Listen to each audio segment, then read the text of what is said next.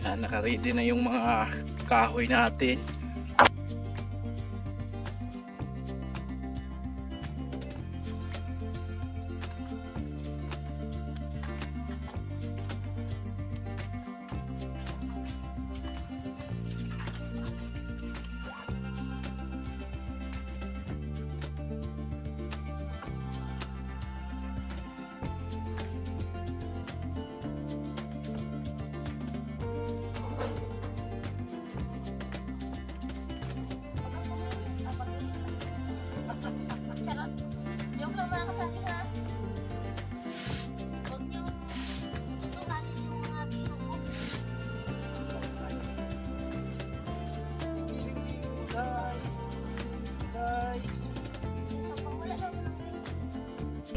Siya yung tao na handang tumulong sa nangangailangan. Hirap ng buhay at pagsubok man ay naranasan. Nagsumikap makaahon ng narap lahat ng alon. Siya si sanay para soon natubong ka na mas matik. Isang tao lang maghirap pero may pagsusumikap. Isa din sa may pangarap na tumulong sa mahirap. Sa simpleng paraan naghahati ng kasiyahan sa mga kababayan at nahihirapan. Hatid niya ay saya kasama ang munting ayuda para sa ng hapon po sa inyong lahat. At ayun nga, nakita nyo na yung vlog natin na yun, na date kami, charot.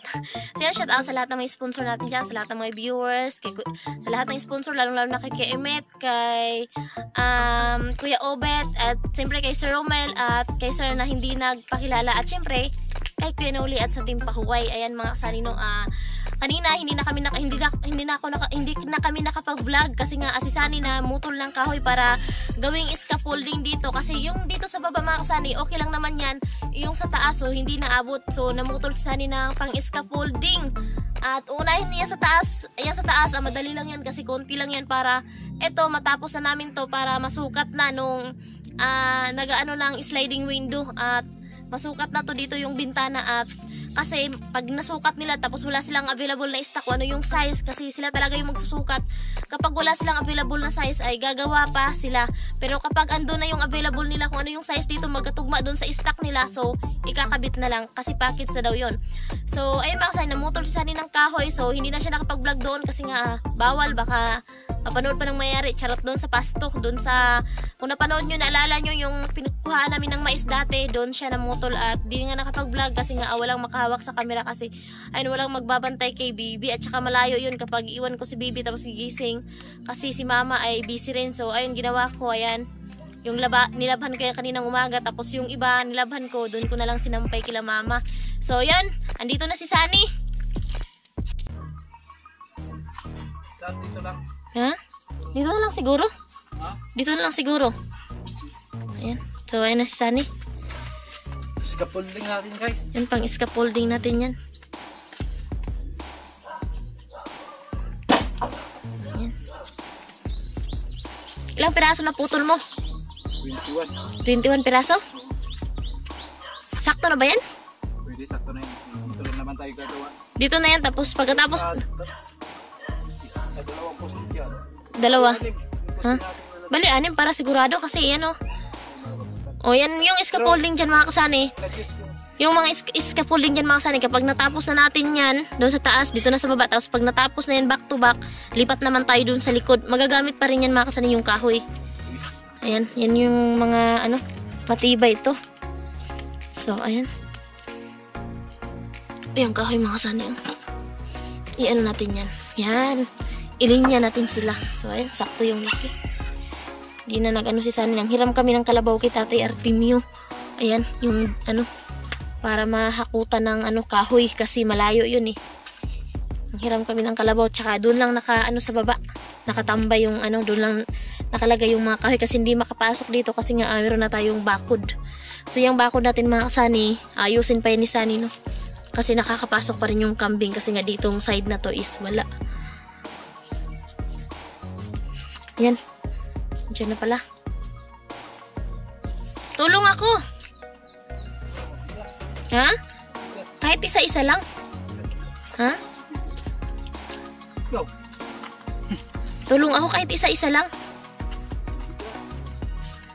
Di. Tutulungan kita isa-isa lang naman. Kayang-kaya ko yan.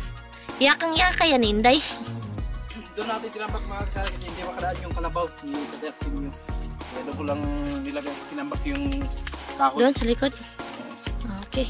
So ayan, kunin ko yung stand mga kasanino at tutulungan natin si Sunny. Ayan, so ipapakita ko lang sa inyo mga kasani yung tambak natin na scaffolding na kahoy dito sa likod sa bahay. Kasi hindi makadaan yung kalabaw. Kaya dito lang.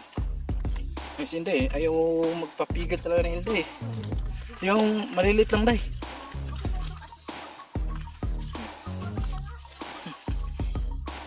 Wala talaga ito sinday, gusto talagang tumulong din. Ay, kailangan natin to mga kasani.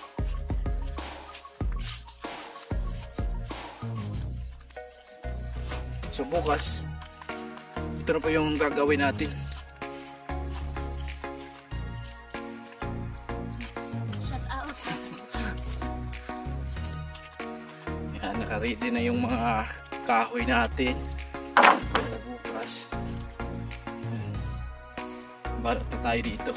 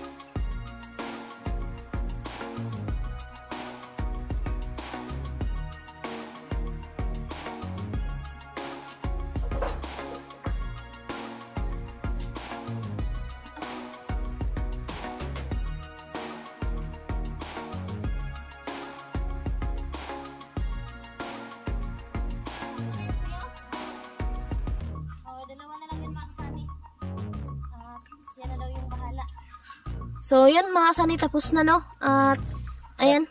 Bali, 21 pieces yung scaffolding natin mga kasani. At, yan, matibay na matibay talaga yan. Kasi, malalaki siya. At, syempre, hindi maubos yan dito. Magagamit din natin doon sa kabila, no? At, ayan, bukas. Start na tayo dito sa taas. Unahin natin yung sa taas bago pababa.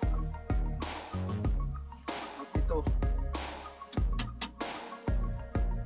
Pinisin natin yung kantuhan.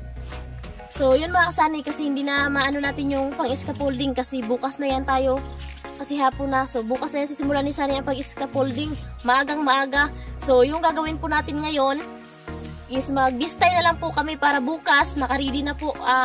Nakaready na pagkatapos ng scaffolding ni Sunny kasi mabilis lang naman yung scaffolding. Bibili lang ni Sunny ng pako ngayong hapon para bukas ng umaga pagkatapos magkape. So, ayun, diretso na sa pag-scaffolding. So, yun, gagawin namin. Mag-bistay na lang muna kami ngayon at para nakaready na tayo bukas. Ayan, Sunny. Tanggalin mo yung itak, nakakatakot naman. Mag-bistay na tayo, tanggalin mo na yung itak. Natakot ka? Oo. Tanggalin mo yung itak kasi bigat lang yan sa ano, bewang mo. Bistay na tayo para ready bukas. Sa ilalim mo yun, lagay. Sa ilalim. Pwede na yun, sa iba. Para malaki yun. So yan, magbistay na kami at syempre kailangan nating lagyan ng sapin, no? Para hindi malagyan ng bato-bato. Yan.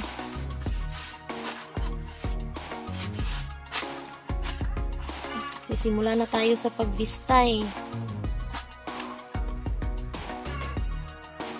Ano naman dito mga kasani kasi merong malaking puno ng kamuting kahoy.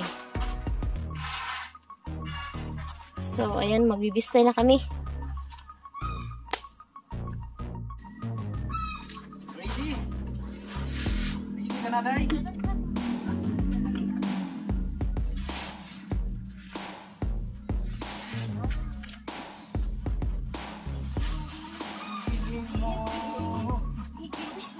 Pababa. Parang sa tingin ko mas mabigat yung buhangin na itim. Kaysa Yung sa puting buhangin.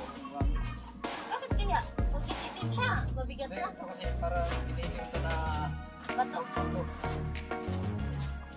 Mabigat.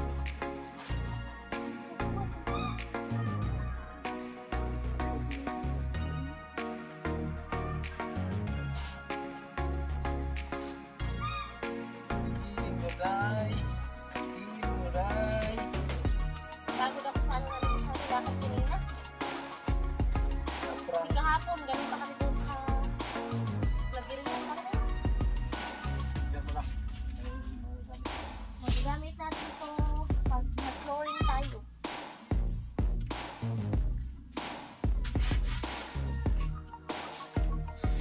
Napagod kahapon sa biyahe ko pang labirin yung mga kasami at ayun, pinagpunta kami ng iba-iba. At dumaan kami doon sa biyanan ko sa mama ni Sunny at ayun, di na kami nakapag-vlog doon kasi ano, mabilis lang naman kami, dumalaw lang kami doon kasi nakapunta kami doon ni Baby ay nung pag-alis ni Sunny punta ng Kamsor tapos kahapon ay kanina lang kami nakabalik din sa kanila.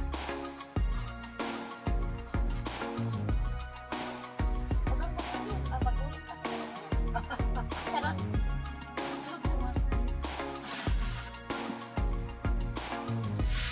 Huwag niyong tutuhanin yung mga biro ko. Yun ay katotohanan lamang.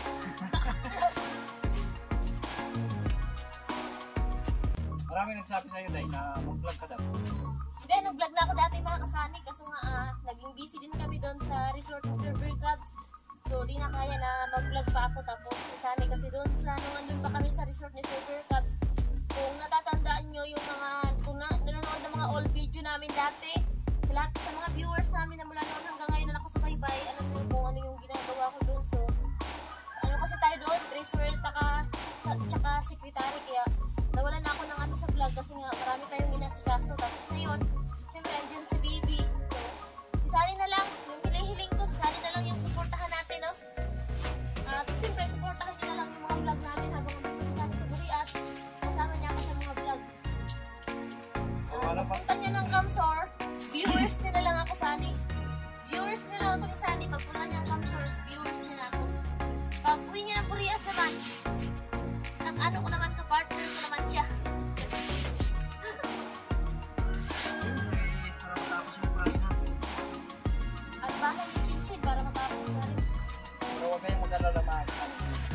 namin to.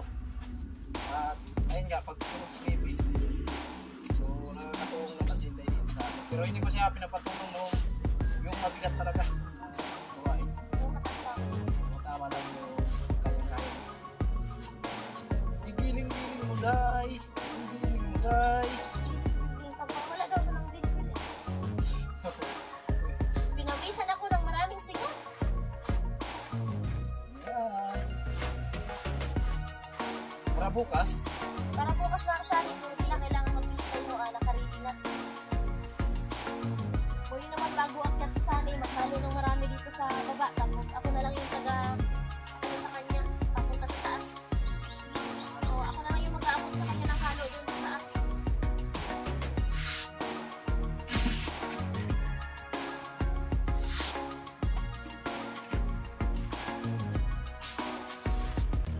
Shout out sa lahat ng nanonood, sa mga So, silent viewers, anong masasabi mo? lalong hindi sa mo skip ng ads.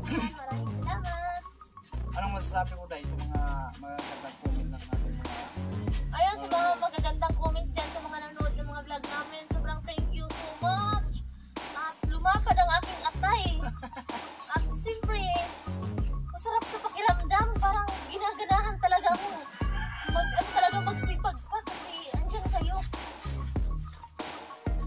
Kung proud kayo sa amin, mas proud kami sa inyo. Kasi kahit nasa malayo kayo, isipin nyo, kami nakikita nyo. Pero kayo, di namin nakikita. Pero sobrang thankful, tapos blessed kasi kami, di naman kami kaano-ano, nakilala nyo lang kami sa vlog. So ayun, andyan kayo para tumulong kami.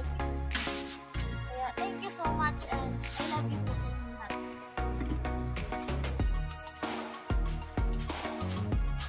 Habang tayo mga sayo, nagbibistay, pinpukan rin tayo. wala nang ikagiling sila eh. Wala na. Baka ngalay ka na tayo. Kaya pa, kaya pa. Basta si Inday, yakang-yaka yan. Paano nga si Inday? Paano sa trabaho? Si Inday ay matibay. Ulit-ulit.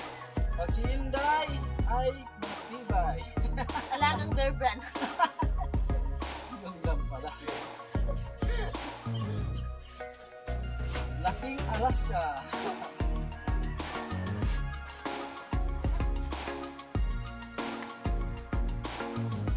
Sabi kasi sila mga sa amin, yung buhangin daw na itong itik is matibay. Yan, shout out sa mga Bisaya nila, no? Hindi pala usahay mo, Bisaya, pumunta kay Bisaya na po, maganda. So, parang comment na, nagtagalog-tagalog, kay Bisaya naman na. So, yun, tagalogin ko lang mga sa no? Kasi kawawa naman yung iba na hindi nakaintindi ng Bisaya ba. Yung Tagalog kasi, naiintindihan ng lahat. Pero yung Bisaya, hindi naiintindihan ng mga laking syudad ng Maynila, hindi nila naiintindihan. Kaya, mas pinili ko na lang minsan na Tagalog yung salita ko para mas lalo nilang maintindihan kasi yung iba kapag hindi nakakaintindi ng Bisaya, mawawalan sila ng ganang manood. So, kaya yung rason na nagtatagalog ako, Bakit mas lamang ang Bisaya kaysa Tagalog? Parang, yung mga Bisaya kasi anak lang ng anak eh. hindi Kaya nga. alam mo yung Tagalog ay Bisaya sa Tagalog. Ang Bisaya marunong umintindi ng Tagalog. Ang Tagalog hindi marunong umintindi ng Hindi, kasi yung Bisaya dito sa probinsya, tawag dito, kapag mag-aralan sa school, yung lingwaheng Tagalog, yung sa Maynila, wala namang lingwaheng Bisaya sa libro eh. Walang lingwaheng Bisaya sa libro, pero noon, pero ngayon, meron na. correct talaga. Tsaka noon, walang Google, hindi mo na search sa Google kung yung mga sinasabi ng Bisaya kung ano yung hulugan sa Tagalog.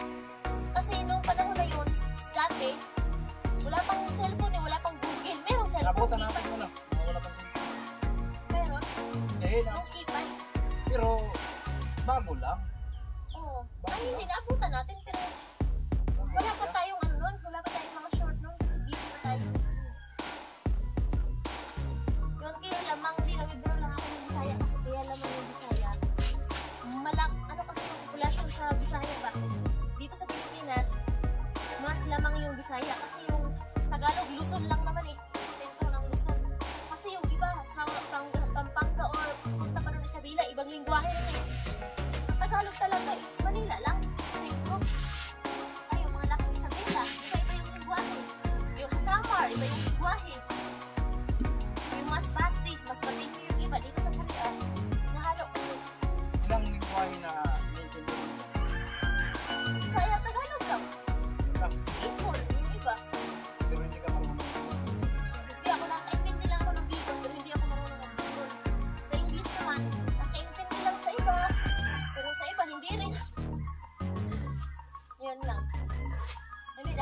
nakasukan ako nakatulong eh.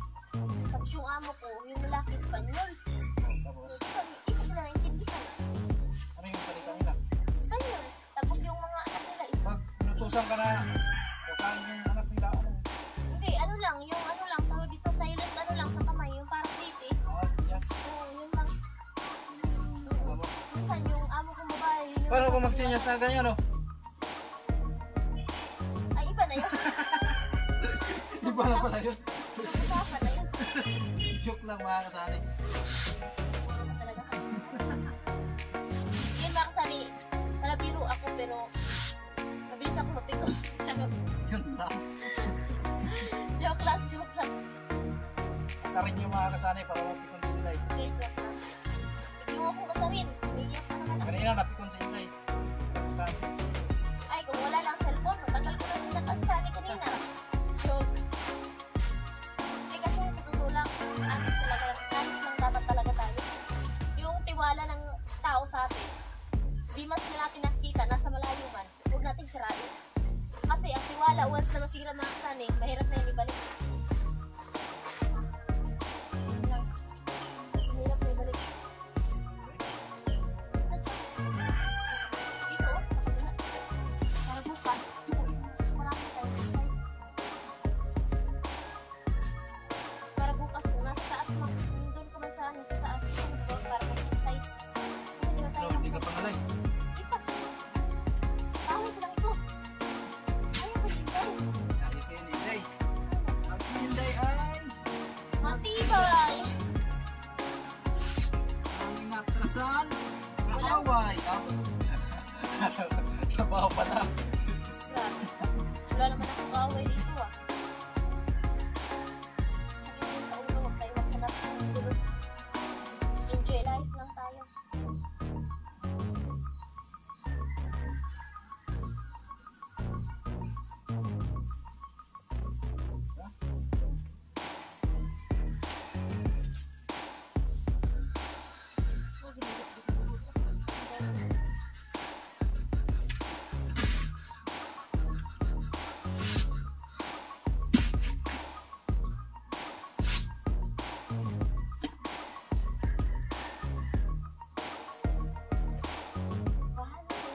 So, yun mga kasi alas 5 na no? 5 na Para sarap magpawis na hapon.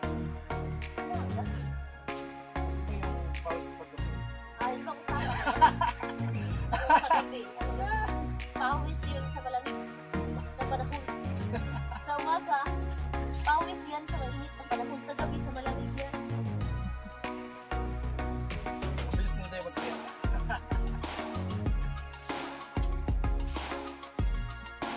Yan mga kasali, mga dalawang ano na lang mga muli, mga dalawang bistay na lang mga kasali no? Kasi baka gising yung baby.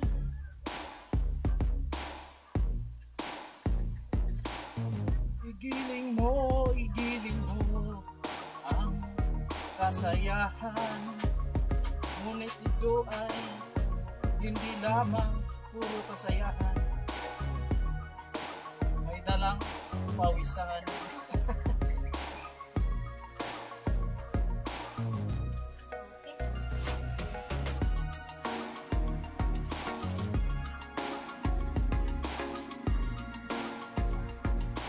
Ay, shout out pala sa dumaan. Magandang nilalang. Magandang binibini, marikit.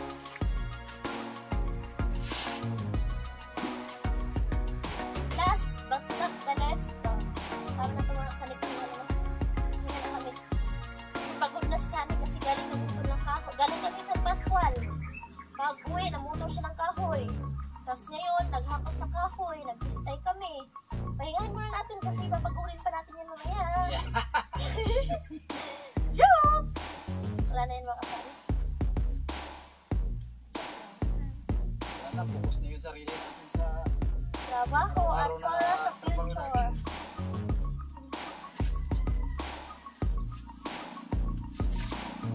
Ani? Ano yan? Lagyan niya ng kumot yung ano, binistay namin, no? Kasi mahirap na, baka ginawin. Hindi, yung mga aso. Hindi naman kasi.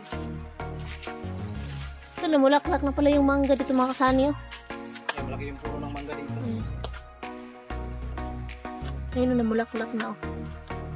Kasi April niyan is, ayun na yan. Makain na yan. Ayun na at yung, yung tabla. Iharang natin doon yung tabla kasi baka anuhin ng aso. Favorite kasi ng aso yun mga kasani na dyan sila magtambay eh.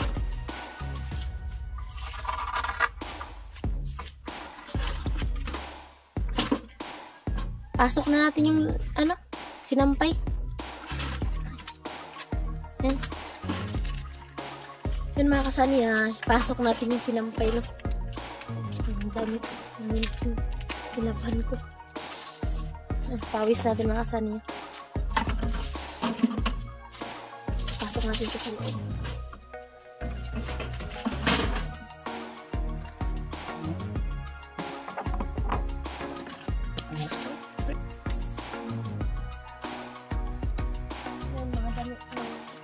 Damit ni Bibi, damulag sa amin.